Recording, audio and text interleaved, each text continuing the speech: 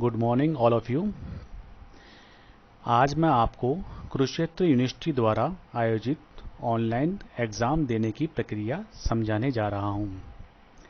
सबसे पूर्व आप दी हुई गाइडलाइंस को ध्यानपूर्वक पढ़ें। इससे आपको यह ज्ञात हो जाएगा कि ऑनलाइन एग्ज़ाम के समय आपको क्या करना है और क्या नहीं करना। तो इसलिए जितनी भी गाइडलाइंस है उसे आप ध्यानपूर्वक पढ़ें और उसे समझें। ऑनलाइन एग्ज़ाम देने से पूर्व आपको कुरुक्षेत्र यूनिवर्सिटी की वेबसाइट पर kukonlineexam.com पर अपना रजिस्ट्रेशन करना होगा। उसके लिए आपको यहाँ न्यू रजिस्ट्रेशन पर क्लिक करना होगा। उसके बाद में सामने आपके इस तरह की कुछ स्क्रीन आएगी। उसमें आपको यहाँ पर अपना एग्ज़ाम का चयन करना होगा, यहाँ अपना रोल नंबर डालना होगा, यहाँ अपनी रजिस्टर्ड ईमेल आईडी और यहाँ आपका मोबाइल नंबर और यहाँ कैप्चा जो कि सामने दिया हुआ है। ध्यान रखिए कि ईमेल आईडी और मोबाइल नंबर वही डालें जो आपकी पहुंच में हो, अर्थात जिसे आप एक्सेस कर पाएं। यदि आप किसी कारणवश अपना रोल नंबर भूल गए हैं तो इस लिंक पर क्लिक करके आप अपना रोल नंबर जान सकते हैं। इस तरह से सबसे पहले आपको अपनी क्लास टाइप का चयन करना होगा कि आप रेगुलर हैं या प्राइवेट हैं। उसके बाद में आपको अपनी क्लास चुननी होगी और यहाँ अपना नाम डालना होगा और सबमिट पर क्लिक करना होगा, जिससे आपका नाम, फादर नेम, आपका रोल नंबर, रजिस्ट्रेशन नंबर की जानकारी आपके सामने आ जाएगी। उसके पश्चात आप यहाँ अपना एग्ज़ाम चुनें, अपना रोल नंबर डालें और अपनी ईमेल आईडी डालें।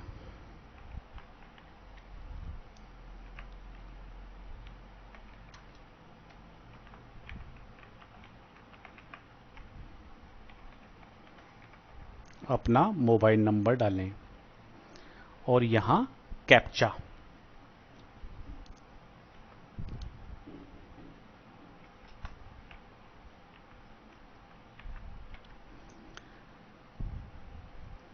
और रजिस्ट्रेशन पर क्लिक करें।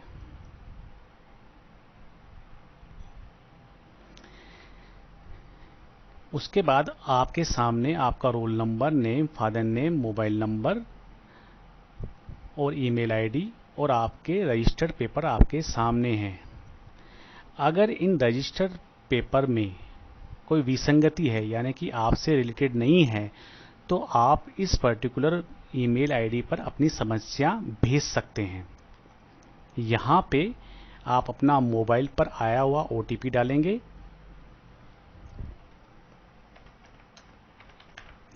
और यहाँ पर आपका ईमेल आईडी पर आया हुआ ओटीपी डालेंगे।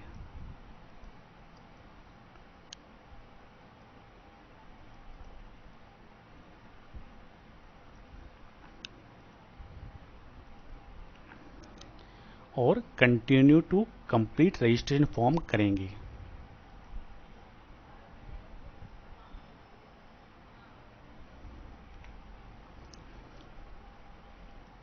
आपका रजिस्ट्रेशन नंबर और पासवर्ड आपकी ईमेल आईडी पर पहुंच गया है। देखिए इस तरह। ये रजिस्ट्रेशन नंबर और पासवर्ड आप हमेशा ध्यान रखिए, क्योंकि ये पूरे एग्जाम में काम में आने वाला है, इसे खोए ना। अब आपको यहाँ पर अपनी फोटो अपलोड करनी है।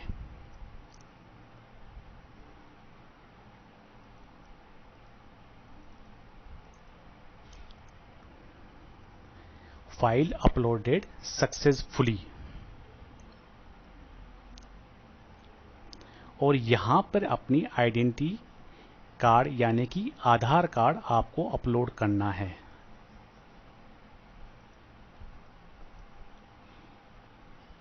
File uploaded successfully.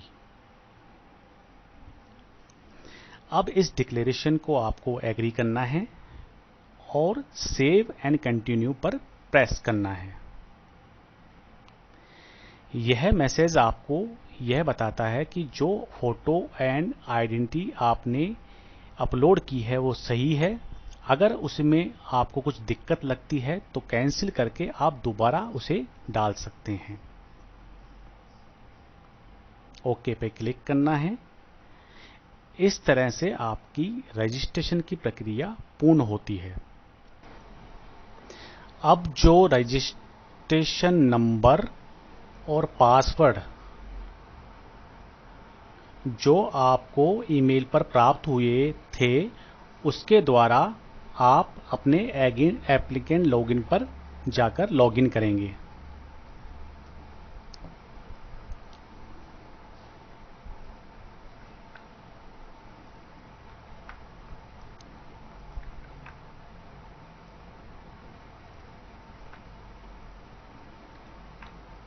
और कैप्चा डालेंगे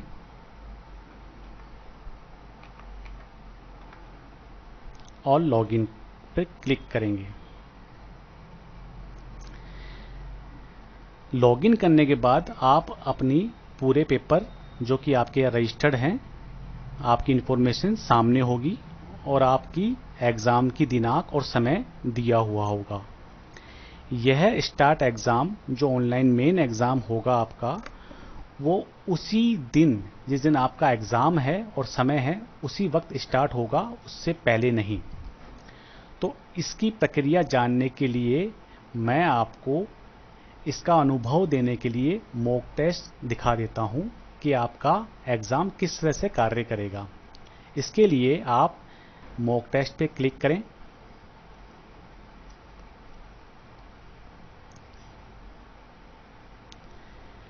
आपके सामने इस तरह सी स्क्रीन आएगी। यहाँ आप अपनी फ़ोटो अपलोड करें।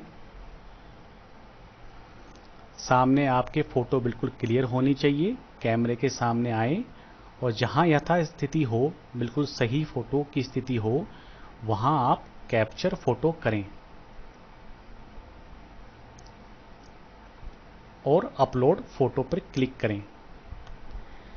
ऐसे ही आप अपने आधार कार्ड को कैमरे के सामने दिखाएं।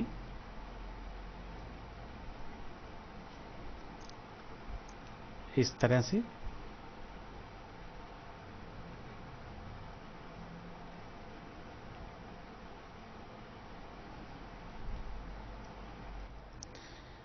अपनी आईडी को इस तरह से दिखाएं कैमरे के सामने और सही स्थिति आने पर कैप्चर आईडी करें और अपलोड आईडी करें। उसके बाद आप इन सभी डिक्लेरेशन को एग्री करेंगे।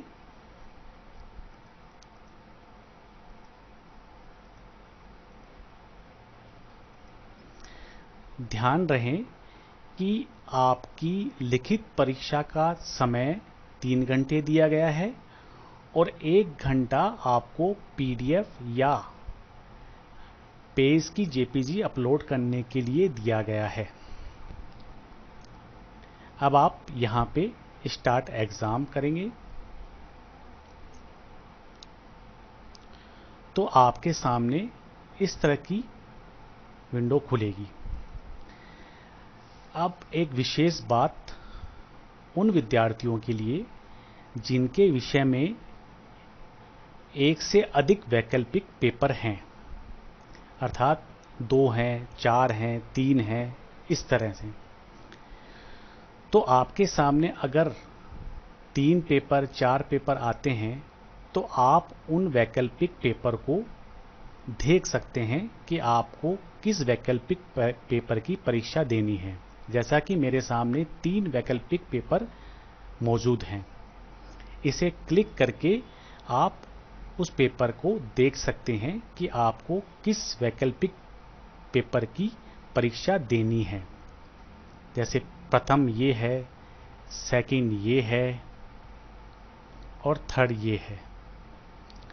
इसके जरिए आप इस पेपर को देखकर उसी वैकल्पिक विषय का परीक्षा दे पाएंगे। मान लीजिए आपने सेकंड वैकल्पिक पेपर, ऑप्शनल पेपर चुना, तो आपने इसके खोल कर रखा और इसी का लिखित कार्य विश्वविद्यालय द्वारा निर्धारित प्रक्रिया से उत्तर देना चालू कर दिया। आपको 3 घंटे लिखित कार्य करना है, जो भी विश्वविद्यालय ने दिशा निर्देश दिए हैं उसके अनुसार। जब तक आप लिखित कार्य करेंगे आपकी स्क्रीन इस तरह से ही रहेगी, कैमरा आप पर निगरानी रखे हुए रहेगा। इसका विशेष ध्यान रखें, जिस वैकल्पिक विषय के द्वारा आपने लिखित कार्य किया है उसी का चुनाव आपको राइट साइड में करना होगा। उसको मैं अभी आगे आपको बताऊंगा कैसे। अब जब आपने 3 घंटे में अपना लिखित कार्य पूरा कर लिया है, तब दाहिने साइड आपके सामने 2 ऑप्शन आएंगे। एक तो वो जिसका आपने जिस वैकल्पिक प्रश्न पत्र का चुनाव किया है वहां इसको चुनना है। जैसे मैंने सेकंड का चुनाव किया था तो मैंने सेकंड यहां चुना है। और यहां पर 2